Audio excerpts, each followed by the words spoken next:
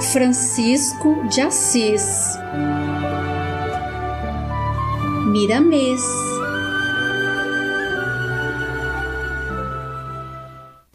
Capítulo 1.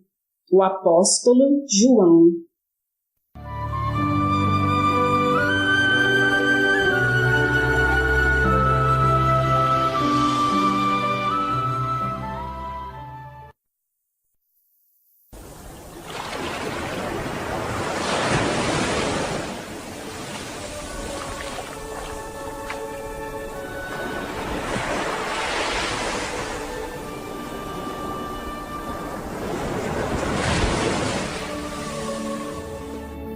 Os peixes já tinham desaparecido nas águas do oceano e o filho de Zebedeu sentia-se transportado para regiões indizíveis e somente o corpo ali estava no mundo como presença.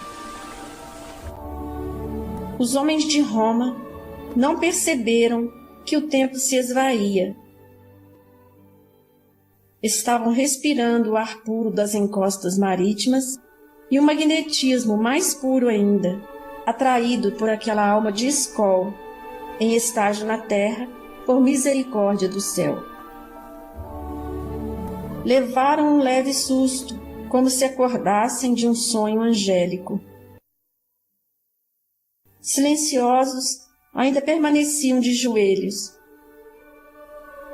Levantaram-se e, com respeito, tocaram de leve o ombro do pastor de cardumes, dizendo-lhe: Pai João, o Senhor nos perdoe por interrompermos os seus exercícios espirituais, mas é uma ordem de Roma. Queremos que o Senhor nos obedeça para não nos colocar em dificuldades. E desenrolando um grosso volume de papéis, um dos soldados faz a leitura. De vez em quando, sua voz se esquivava da clareza, em sinal de humildade diante de tanta grandeza. Certificado de tudo, o apóstolo levantou-se, pronto para o sacrifício, sem mudar sua serenidade ou desfazer sua alegria. E terminada a leitura, disse: Seja feita a vontade de Deus. Se é preciso que eu pereça para que o Cristo cresça nos corações dos homens, encontrarei a paz nesse ato e levarei comigo, por onde for, a alegria de ser útil. Os carrascos tremiam emocionados.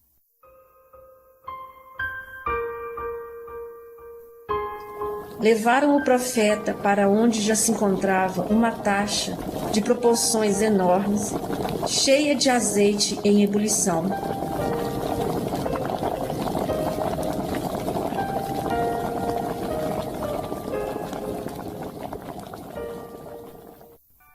Quando abaixava o nível estabelecido, alguém acrescentava mais, de sorte a estar sempre pronto para o sacrifício do temível leão da verdade. O velho, calado, caminhava junto dos soldados, mas ouvindo o assunto por eles entabulado. Chegando perto do Calvário de Pai João, sentenciou o responsável: Pai João, é a contragosto que faremos isso com o Senhor. No entanto, somos obrigados a agir assim, por ordem procedente de Roma, e o Senhor mesmo deve saber que uma decisão do Império não aceita vacilação, pondo em jogo, se isso acontecer, as nossas próprias vidas e as de nossas famílias. Que Deus nos perdoe e que o Pai nos livre do inferno, porque a ideia não é nossa. Temos, todavia, de julgá-lo dentro dessa taxa, em nome do seu mestre, como reza a Escritura que nos foi enviada. Desejam os chefes romanos que o Senhor desapareça para a eternidade. Com isso provarão não existir nada depois do túmulo, que o céu é a mesma terra e que o Cristo, o vosso mestre, foi vencido pelo esquadrão da águia. O grande vidente tudo ouviu tranquilo, e desmanchando em seus lábios feridos pelo tempo, um encantador sorriso fala em seguida. É em nome de Jesus que eles querem me mandar para a eternidade?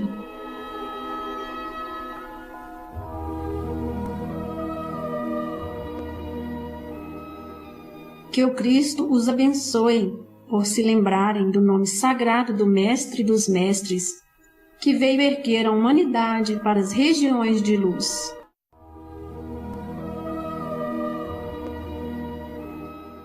E deu as suas bênçãos para os homens que choravam copiosamente.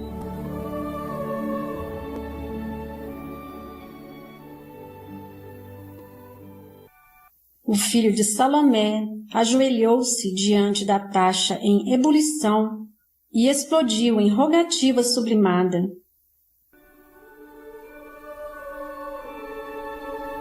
Após isso, projeções de luzes riscavam os céus em todas as direções. E uma voz falou aos seus ouvidos: João, tem bom ânimo, meu filho, porque a porta pela qual passarás para junto de mim é estreita. E João não viu mais nada. Com uma semana de fervura infernal no tacho das trevas, pelas mãos dos homens que sofriam por fazerem o que os seus corações não pediam, terminava a provação.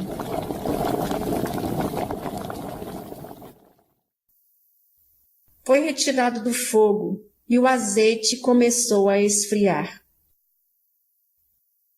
Os soldados respeitosamente cavaram uma sepultura nas proximidades do evento nefasto, como gratidão ao velho cristão. Quando começaram a entornar o caldo maldito, como se fosse o corpo do apóstolo, o velho companheiro de Jesus ergueu-se do fundo do vasilhão negro, para o espanto de todos, abençoando-os novamente. Parecia chegar de longa excursão. Estampou-se em sua feição um sorriso sobremaneira encantador, saudando a todos em nome do Cristo, sem nenhuma queimadura na pele. Os homens ajoelharam-se, sem se darem conta do que faziam. Oscularam as mãos e os pés do antigo companheiro da mãe de Jesus. Neste momento, torrentes de lágrimas molharam o ancião, vertidas das profundezas do ser, que somente o coração sabe explicar. Estarrecidos, quiseram os soldados ser batizados em nome do Cristo. Prontamente lhes foi feita a vontade. Pai João estava vestido de luz, como se fosse um astro deslizando do infinito, e sentiu mãos invisíveis removerem do seu corpo o resto do óleo ainda morno. A palavra naquele dia não teve nenhuma função. Reinou completo silêncio na ilha de Patmos.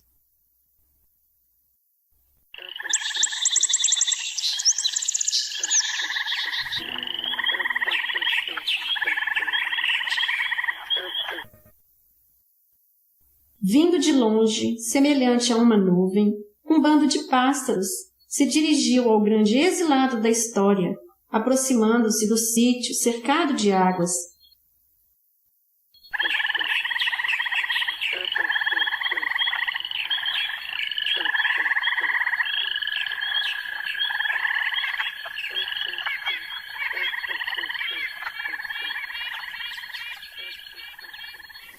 voaram e revoaram em torno do apóstolo do amor e cantaram em uníssono uma canção que o mestre das profecias entendeu como a mensagem de glorificação a Deus pela vitória do bem.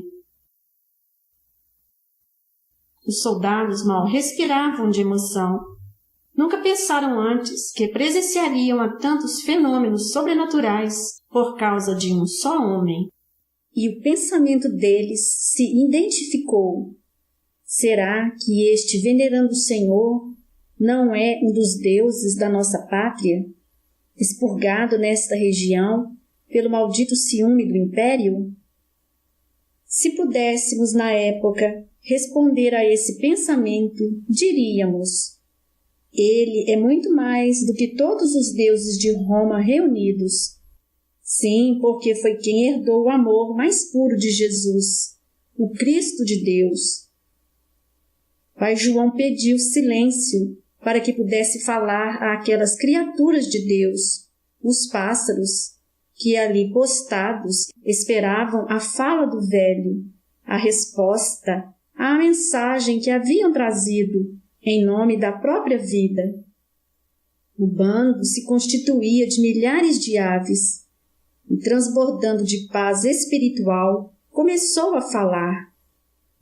Queridos filhos do coração, parece que deixarei este sítio de amor, mas talvez ainda volte aqui por muitas vezes para cumprir a vontade de Deus e poder sentir as bênçãos do nosso Pai Celestial através de tudo o que aqui existe. Levo saudades e deixo amor, levo carinho e deixo gratidão, levo alegria e deixo paz. Eu, em nome de Jesus Cristo, vos abençoo a todos, desejando-vos muitas felicidades. O mundo em que viveis parece-nos muito ingrato, por faltar-vos lugares mais seguros, onde possais confiar mais no homem. Porém, não deveis vos importar com a segurança. Desfrutai-a no Senhor de todas as coisas, e lembremo-nos de Cristo quando asseverou: os pássaros não plantam nem colhem, mas vivem fartos. E acrescentamos: não têm teto, como é dado ao ser humano, mas nem por isso deixam de dormir serenamente. E ainda vos afirmo que Deus é justo e bom, e vos ama como a nós outros, seres racionais da terra. Não precisais temer, que tudo vos será dado conforme a lei de justiça, em consonância com a evolução de cada um. Preparai-vos para a luta, que sereis abençoados.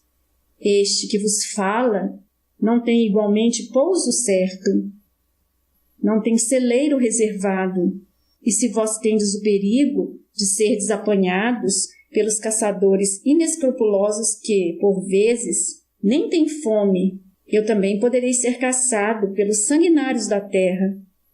Todos nós, meus filhos, passamos por disciplinas dolorosas. O aprendizado é árduo, mas excelente, quando lhe suportamos os impactos com esperança nas promessas do divino amigo, que assim se expressou: aquele que perseverar até o fim será salvo. Eu vos abençoo em nome de Deus e do Cristo, e peço-vos que partais cantando novamente a glória da vida. A ordem de voo não se fez esperar. Pairaram nos ares, orquestrando canções, cuja compreensão seria dada somente aos que tivessem ouvidos para ouvir.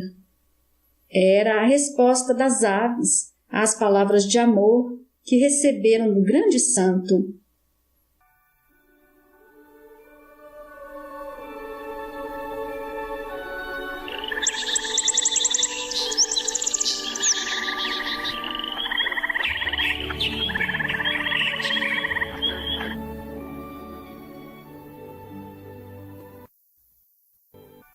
A notícia correu como um raio, principalmente em direção ao império, cujos desígnios nesta época eram comandados pelo imperador Nerva, que liberou imediatamente o apóstolo de Cristo para que ele tivesse acesso a todo o império romano. Mas os soldados, temendo a vida de pai João, que para eles era uma preciosidade, e porque conheciam bastante a política manhosa, perceberam que isso poderia ser outro tipo mais nefasto de cilada contra aquele que era todo amor e paz para as criaturas. Propuseram então ao homem santo que vestisse uma farda velha de um dos soldados, raspasse o cabelo e trocasse o nome, transferindo-se para Éfeso, onde poderia permanecer como um desconhecido. Eles lhe sugeriram o nome de Francisco, que o evangelista, sorrindo, aceitou. João Evangelista partiu para Éfeso, de modo a não ser reconhecido. Ao separar-se dos soldados romanos, estes, comovidos, imploraram a pai Francisco uma regra para viver, nos moldes que ele achasse melhor. Este meditou um pouco e falou comovido: Meus filhos, dar-vos-ei um conselho, uma regra de viver. Amai a Deus sobre todas as coisas, de todo o teu coração, e ao próximo como a vós mesmos. Aí estão a lei, os profetas, a vida, o céu e o próprio Jesus.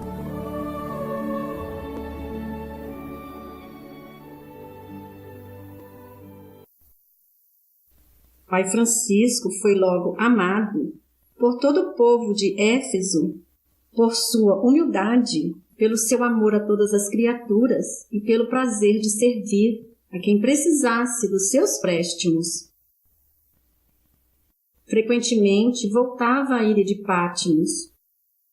Foi ali, naquele solo agreste, que João Evangelista entrou em êxtase e escreveu o Apocalipse, profecias famosas no mundo inteiro. Soube-se mais tarde, em Éfeso, grande cidade da Ásia Menor, que aqueles soldados romanos que haviam vigiado e ouvido o apóstolo na ilha de Patmos foram apanhados nas catacumbas, nas adjacências de Roma, assistindo às pregações dos ceareiros da verdade evangélica e crucificados sem piedade pelos agentes da águia. Éfeso era centro naquela época de grande movimento de mercadores, conhecido no mundo inteiro pela sua história e muitas realizações nas artes, teatro, literatura, etc. Situava-se dentre as grandes cidades do mundo, e naquele turbilhão de gente, de variadas raças, se encontrava João Evangelista, a antena de Jesus na terra, para uma não muito menor realização no mundo, falando acerca das coisas que haveriam de acontecer. Já bastante velho, mas com lucidez impressionante, sua mente parecia um sol, o seu raciocínio era de uma agilidade incomparável e o seu coração uma chama de amor. Porque o apóstolo não ficara de uma vez em Patmos, quando da retirada dos soldados romanos? Porque o Cristo não quisera. Inspirou os milicianos a mudarem o nome do seu amado discípulo e a transformarem sua aparência, enviando-o para Éfeso, de onde ele, o mestre dos mestres, o chamaria para o final de sua grandiosa missão na ilha solitária. Pai Francisco dormia pouco, era constantemente requisitado nas grandes mansões dos abastados comerciantes e políticos, nas quais ensinava a retórica aos seus descendentes. Aprimorou um método com a fusão doutrinária de Jesus, que causava inveja nos doutos. Conhecia profundamente a história do velho continente. tinha dados concretos da geografia do mundo. A astronomia o fascinava e descrevia com encanto as belezas do céu. Falava corretamente 4 línguas e vários dialetos. E, acima de tudo isso, o mais interessante para os homens de negócios era a sua educação humana, engrandecida com o amor mais requintado que Éfeso poderia conhecer. Pai Francisco era adorado, pois sua pessoa trazia para o ambiente a presença do Cristo. Nesse novo período de sua vida, não fez pregações públicas, como aconteceu com os outros apóstolos. No entanto, procurava viver integralmente os preceitos do Mestre. Certa feita, presenciou a um drama em uma família a quem servira com seus préstimos de instruir. Estava chegando de Roma o filho mais velho. O pai era um rico mercador que viera de Jope, dono de várias embarcações que cruzavam o Mediterrâneo em demanda do ouro, levando tecidos de todas as espécies e trazendo turistas de vários pontos da Ásia Menor.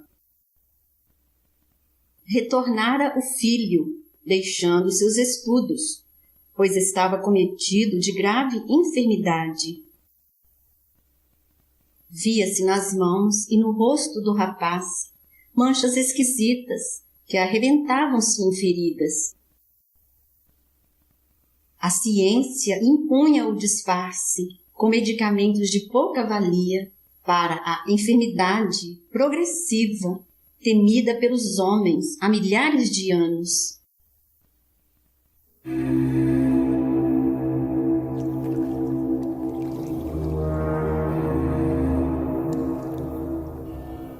Era a lepra.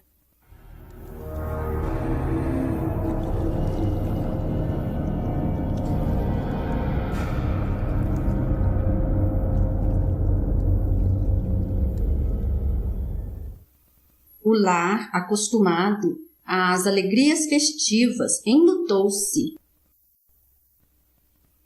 O rapaz seria mandado para o Vale dos Imundos, para a podridão viva de corpos deformados. Era a Universidade da Dor batendo naquela porta. Eis a vida e o karma, que muitas vezes nos aguardam, com surpresas que nos abalam até o centro da alma, mudando a direção de todo o curso da nossa existência. Chegando ao lar, Pai Francisco encontrou a dor desabotoando energias novas em corações antigos.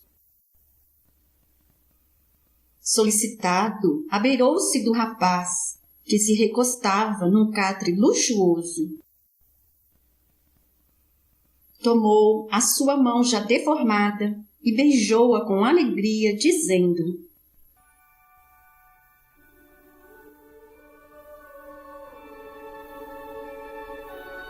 que a paz seja convosco, meu filho.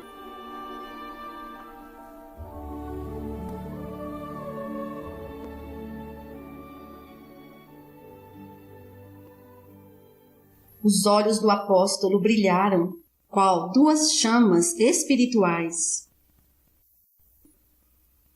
Em sua lúcida mente não se desenharam emoções de medo, de enfermidade ou de tristeza. O meio não afetou seu ambiente íntimo, que é somente amor.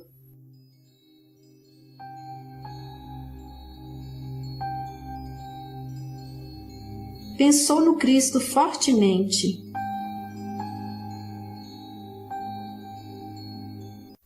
Recordou-se de Tiago e de Pedro. Passaram-se nos escaninhos da sua memória lembranças afáveis do Mestre, curando os enfermos, dando vista aos cegos e levantando até os que se encontravam mortos.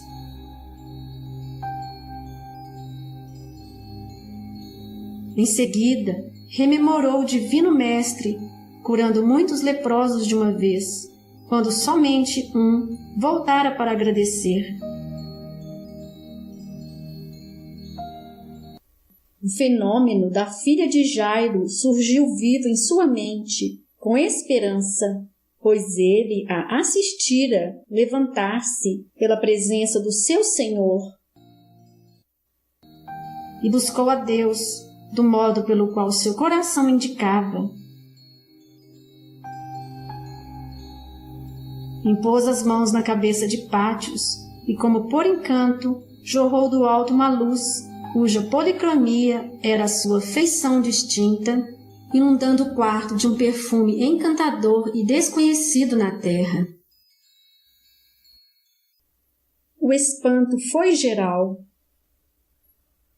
O silêncio dava autoridade a Pai Francisco para fazer o que bem entendesse, sob a inspiração do céu.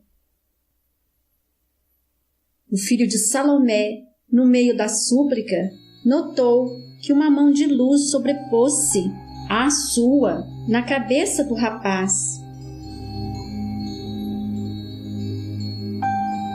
E uma voz que conhecia ser a do Cristo, que o rapaz também percebeu, se fez ouvir claramente.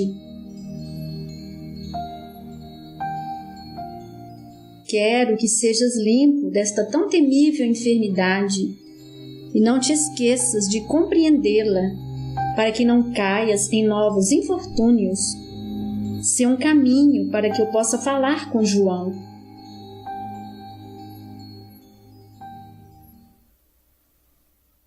Estas palavras ficaram vivas na mente do apóstolo e do estudante.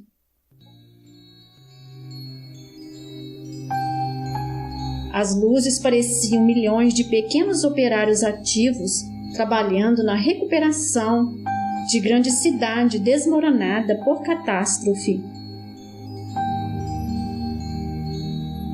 A pele do moço foi se recompondo aos olhos de todos, sem que a razão participasse do fenômeno.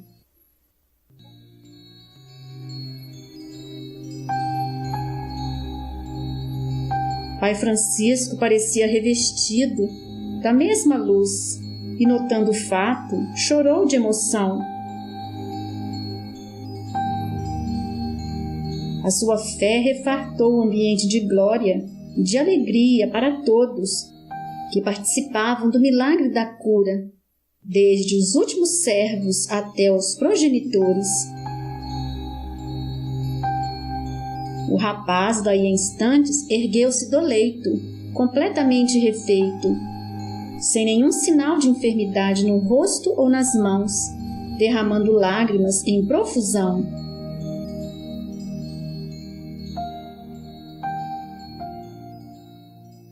Beijou as mãos rugosas de Pai Francisco e perguntou, com a voz entrecortada de emoção: quem é esse ancião, mamãe? Quem é, papai? Esse venerando Senhor que me fez voltar ao que eu era? Nem os melhores e mais abalizados médicos de Roma e da Grécia puderam fazer algo, pois desconhece os meios de curar tão terrível enfermidade. Será que sonho? Será que morri? Ou estou morrendo? Quem é este profeta que me visita a essa hora? E caiu novamente no leito, em profundo sono reparador. O silêncio foi quebrado pelos familiares em torno de Pai Francisco, que os chamava para uma sala contígua, para que o moço dormisse em paz. Não aceitando reverências que dizia não merecer, nem promessas de coisas materiais que não se acostumara a receber. Ainda se sentia na mansão o perfume encantador, cuja procedência os moradores desconheciam. Daí a meses, as paredes e as roupas que por este fato não foram lavadas, recendiam com a mesma intensidade. O velho companheiro do Cristo, quando falava, desprendia esse mesmo aroma divino da força do seu verbo, ficando esse sinal como registro da presença do profeta do Apocalipse. Pátios passou a servir de instrumento para que o Cristo falasse a João Evangelista na ilha de Patmos. Pela confiança que o apóstolo depositava nele como a um filho, passou a saber da sua missão na íntegra. De vez em quando, passavam temporadas na ilha, quando o mestre chamava João para revelar a difícil engrenagem espiritual que restava para o fim do livro santo, o Apocalipse do fim dos tempos. Cristo enviou, por intermédio de João, mensagens às 7 igrejas da Ásia: Éfeso, Esmirna, Pérgamo, Tiatira, Sardo, Filadélfia e Laodiceia. A mensagem foi universal. Não poderia ficar circunscrita a mensagem divina a restrito ambiente, sem uma certa expressão para o futuro. Ela correspondia a um ditado cósmico, como que dividindo o mundo em 7 continentes. O Apocalipse seria o fecho do Evangelho, não assombrando os povos com acontecimentos fantásticos e violentos de um Deus vingativo, mas mostrando com serenidade o fim de uma era e o alvorecer de um novo estágio de vida, pois essa é uma lei em todos os quadrantes da criação. Tudo se renova para melhor, tudo se modifica para engrandecer. Os preceitos que herdamos do divino doador foram e serão para nos fortalecer, a fim de passarmos as provações anunciadas com serenidade, convictos de que somos eternos filhos de um Pai de infinito amor.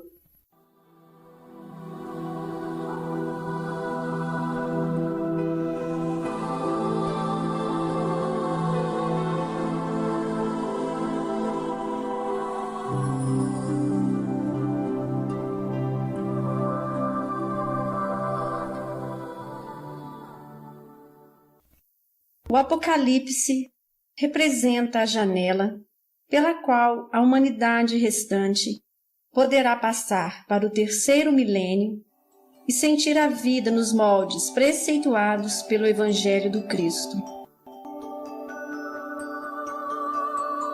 A felicidade para os eleitos na terra é hoje mesclada de grandes tormentos, pois as provações coletivas induzem as criaturas a afogadilhas intenções, ao desespero, à vingança e ao ódio.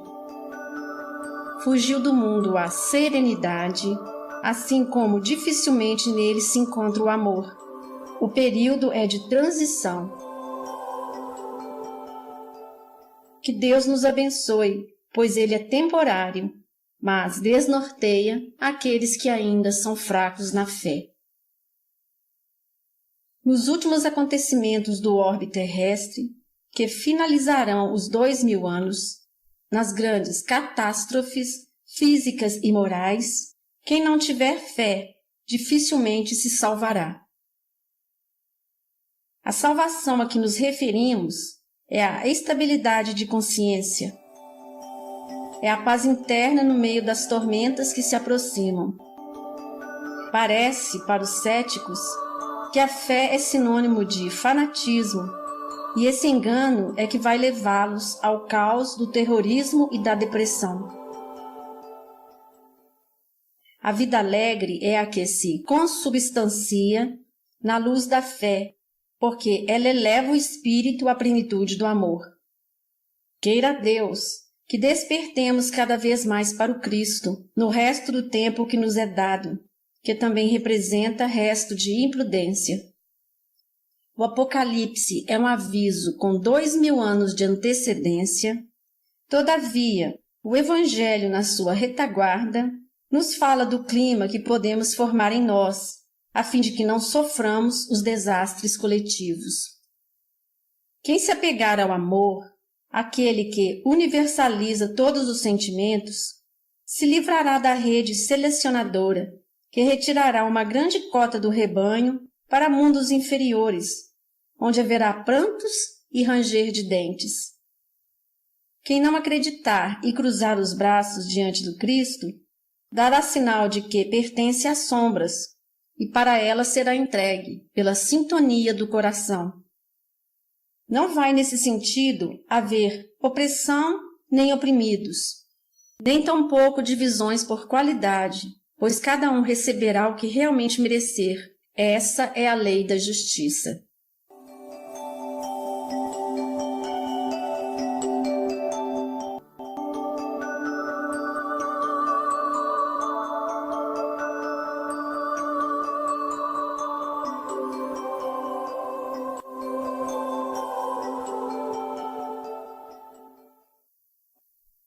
Pátios foi discípulo de João Evangelista, dos mais integrados em sua missão divina. Aprendeu com grande vidente o que nunca sonhara existir, as leis mais sutis da natureza, e, acima de tudo, aprendeu a amar. Foi quem mais assimilou a fala do Mestre. Poderia ter falado muito da vida e obra do apóstolo do amor, mas, se assim não o fez, foi por não ser esse o seu compromisso. Pai Francisco, quando era conduzido pelo discípulo à ilha de Patmos, encontrava nas sutilezas espirituais o ambiente de êxtase e avançava para a plenitude do amor. Ficava como se fosse um sol, e a sua claridade ofuscava qualquer mortal. Patmos parecia outro país, uma cidade espiritual. Falanges de espíritos superiores percorriam todo o ambiente do agreste sítio, preparando-o para o grande evento dos céus com a terra.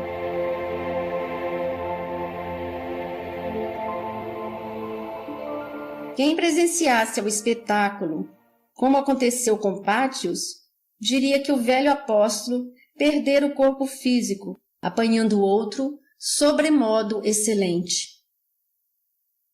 Dir-se-ia que os engenheiros siderais estendiam uma gama de fluidos naquela pequena terra cercada de águas, em defesa de determinados ataques das trevas.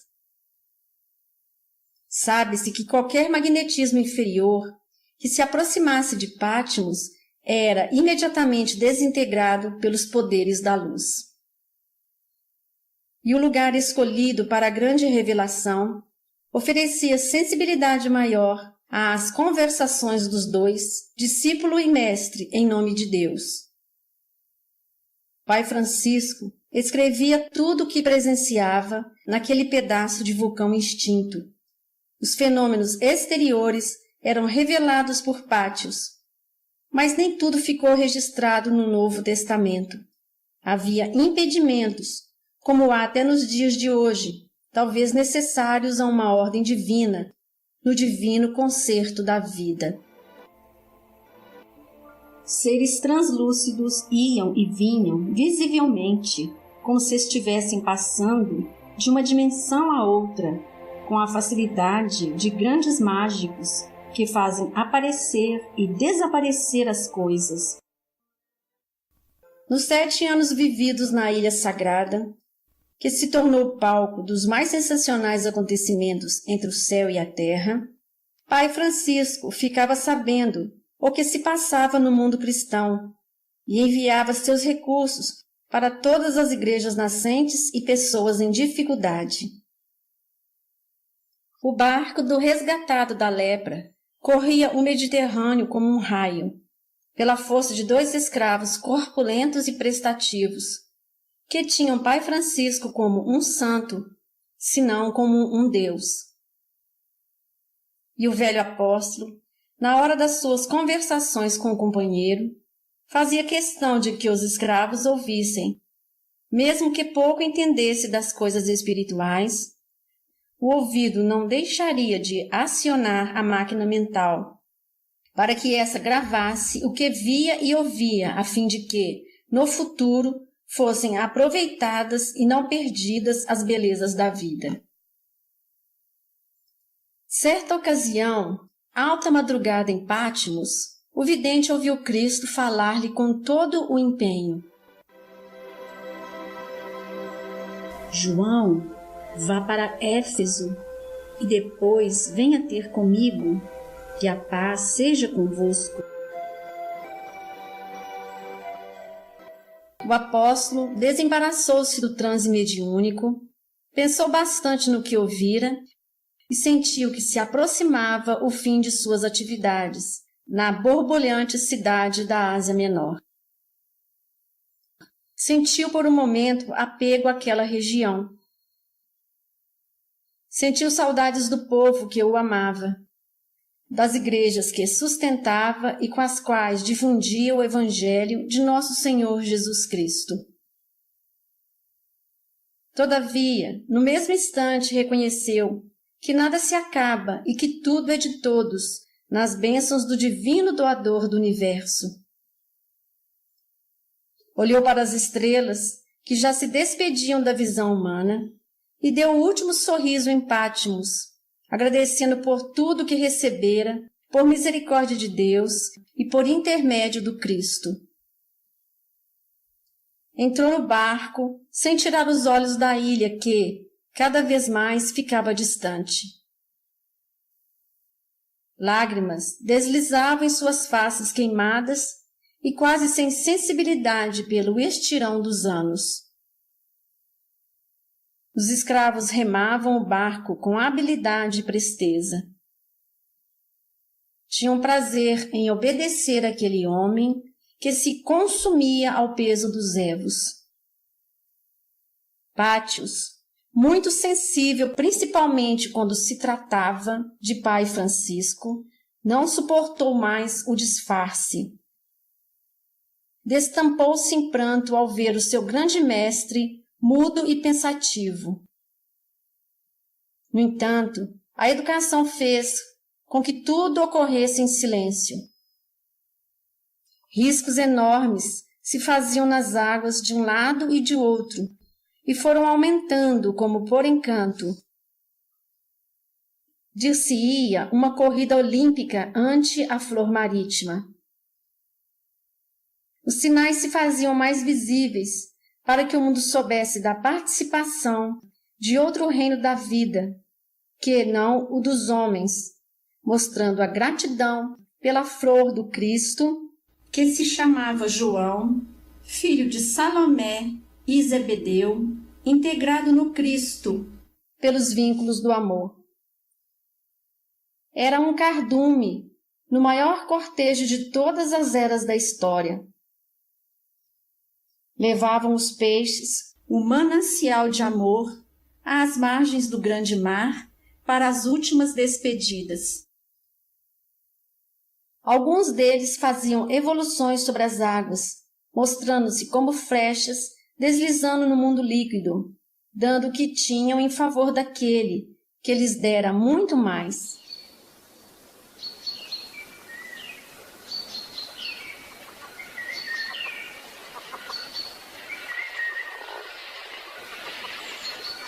De súbito, os componentes do barco notaram uma nuvem cobrir a embarcação como uma sombra amiga,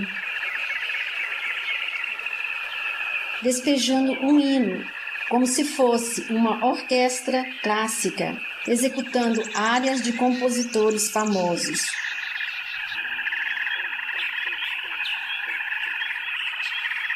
Os homens ergueram os olhos e contemplaram estáticos um bando de aves que não se esquecera de proteger, como a aviação moderna, o grande comandante da caridade e do amor,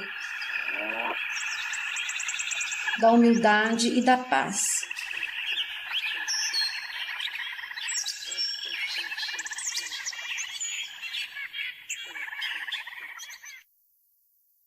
A ilha desapareceram na visão humana, ficando somente as lembranças. Os fatos ficaram gravados nas consciências para nunca mais serem esquecidos e para que um dia o mundo pudesse conhecê-los pela bênção do mesmo cristianismo restabelecido no regime do progresso. A vida é igual ao sol, que nasce e se põe, obediente a determinado espaço de tempo para tornar a renascer.